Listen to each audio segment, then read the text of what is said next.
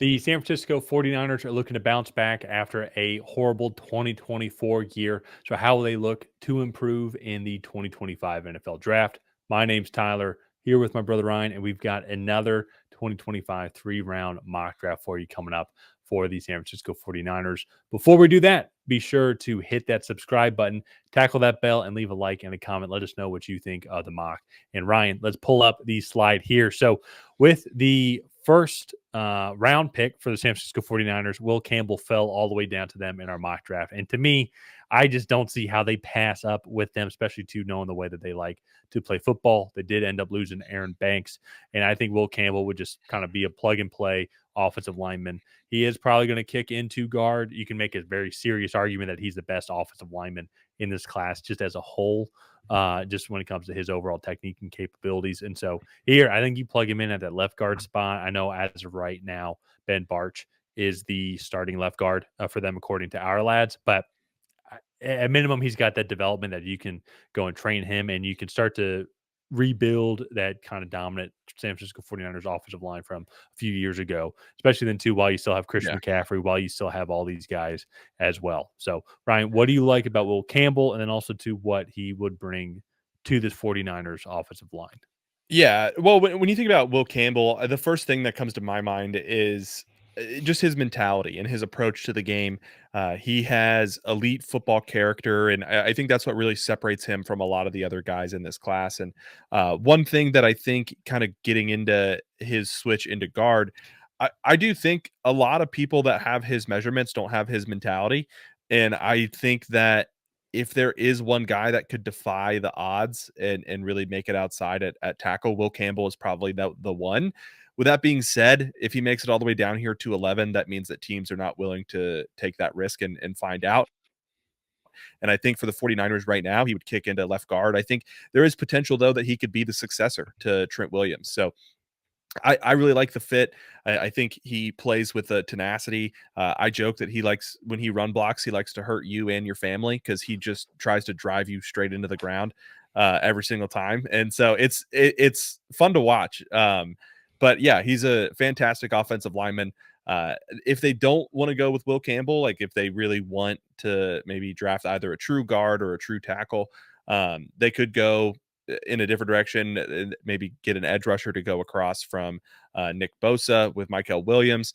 They could get Will Johnson to replace Travarius Ward or James Pierce Jr. as well. Like there's a lot of different options here. Matthew Golden, Malachi Starks, I think both could have roles on this defense as well. So Yeah, no, it's so many different ways the Niners can go, especially too with the way they draft. They have so many picks also too. I think they have like 11 or maybe even yeah, 13 picks. I'm trying to remember exactly. But here, though, I just think just overall value and what Will Campbell brings to the table, I think is going to be something the Niners are going to be looking for. With their next pick, they're also going to address the trenches as well. End up getting Landon Jackson, the edge rusher out of Arkansas. Really big guy. I think that would be somebody that could go across from Nick Bosa and provide a lot of good value. He's had some definitely explosive moments at the combine as well. I think he's been a guy that's been extremely intriguing for a lot of people throughout this entire combine approach. And once again, too, I think he would be a guy that San Francisco would like and would want to develop and implement within their system. yeah, I mean, a really good run defender as well at 6'7", 280. Just a really solid physical defensive end that can also produce in the pass rush. So I think that's a good pick. That's good value. Jalen Walker did fall. If they want to go with a linebacker to maybe replace Dre Greenlaw, I think that would be an interesting pick as Yeah. well. You could kind of tell this is the sweet spot for the defensive line here with 3 defensive tackles, 2 edge rushers. If they want to go, if they didn't get Will Campbell, and let's say they got an edge rusher at the top of the draft at pick 11, they could go with like a Donovan Jackson or a Jonas Savanaia. I think that both of those would be really solid picks here. Or if they want to replace Charvarius Ward again, Darian Porter, this is a good value spot for him as well. So I like a lot of these options here. We went with Landon Jackson and just got that other edge rusher to go across from Nick Bosa and hope that defensive line can hold up a little bit better than it did in 2024. But let's move on to their third and final pick, or sorry, their third of 4 picks in this Yep. draft. And let's go with Xavier Restrepo, the wide receiver out of Miami. So I will say this mock draft was made before he went and ran a 4.83 at his pro day. But with that being said, I don't think it really matters because you have Brandon Ayuk as your downfield kind of X receiver. Xavier Restrepo is going to make guys miss in a phone booth with his quickness, and I think that is what they want, somebody that can come in and win quickly. You have Ricky Pearsall that can kind of be your Z as well. So Xavier Restrepo, he can come in and play that slot and be that shifty receiver off the line of scrimmage. Is he a burner? No, but he runs good routes. He has really consistent hands, and I think that is somebody that Kyle Shanahan would like to utilize. Yeah, and so and I'm even looking it up now. It's if I go and look at JSN's 40 time, and of course it was a little bit faster than Xavier Restrepo's, but that was one of the big things is like JSN, he's too slow. But I think the shiftiness and what he can do and create his own separation, I think that's going to be the value that Restrepo would bring and something that Shanahan would like. Now, would that mean he falls out of day 2 and maybe the Niners would want to take a flyer on him in round 4 or maybe round 5 if that's where he ends up falling? Then that's what it would they would have to end up deciding, and I think what the league would end up deciding as well. But to your point, though, I think Restrepo's value is his ability to create separation and in a Niner system as well, and with the type of offense that Kyle Shanahan wants to run. I think they can find some good value for him and what he would bring to the table. So Yeah. moving on now, though, to their last pick as well.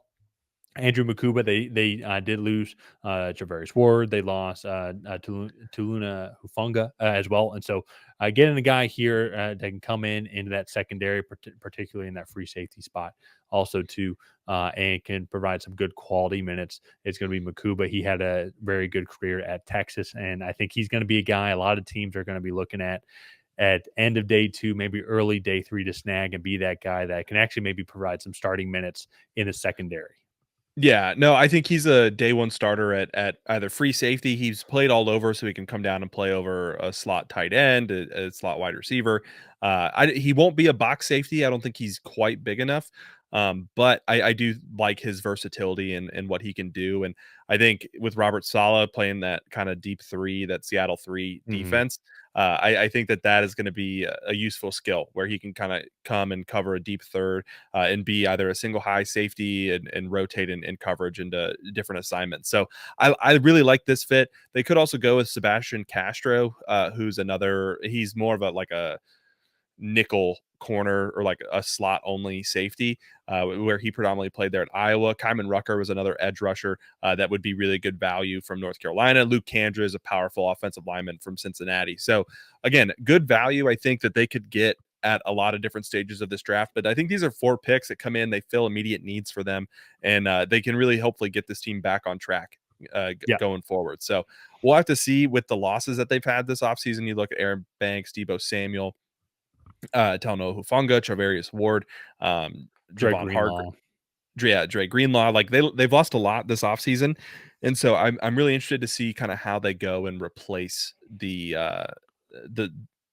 those guys and just if they can get back to that talent level that they were at.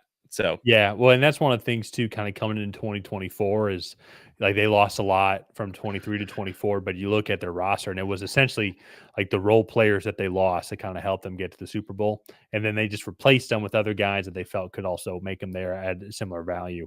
But to your point though, the guys this year that they lost these were pretty key staple guys. Like these weren't just yeah, role players. And so how are they going to bounce back? What's this team going to look like? It's still the 49ers, still Kyle Shanahan offense. He's still going to have Christian McCaffrey, Brandon Ayuk coming back from his ACL injury as well. He's still going to have Nick Bosa, who, when healthy, is one of the best edge rushers in the league. So there's still a lot of things to be excited about for the Niners, but their losses this year definitely seem to be on paper a little bit more impactful than what it was from 23 to 24. And they got unfortunate luck with the injury bug last year, which really derailed their season. So how they bounce back in 25 is going to be interesting. yeah. So let's go ahead. Let's wrap up this video here. If you guys have not already, please go ahead and like and subscribe. That is the best way to help out the channel. While you're down there, leave a comment on what you thought of this 49ers 3-round mock draft. Did you love it? Did you hate it? What would you have done differently? Other than that, we'll see you guys next time.